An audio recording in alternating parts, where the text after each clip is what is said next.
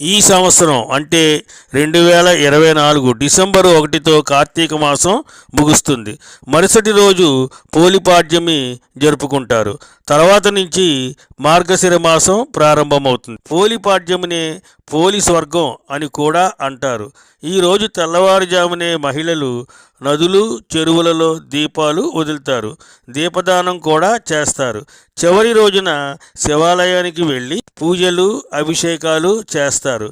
ఈ నెలంతా దీపాలు వెలిగిస్తారు. అలాగే పోలిపాడ్యమి రోజు 30 ఒత్తులతో దీపాలను వెలిగించడం ఒక ప్రత్యేకతను సంతరించుకుంటుంది. అరటి దొప్పలలో దీపాలు వెలిగించి నీటిలో వదులుతారు. అలా చేసిన తరువాత 3 సార్లు నీటిని తోస్తూ నమస్కరించుకొని పోలి స్వర్గం కథ వింటారు. పోలిపాడ్యమి రోజున 30 ఒత్తులతో దీపం వెలిగించడం వల్ల కార్తీక మాసం నెల రోజులు దీపం వెలిగించినంత పుణ్యం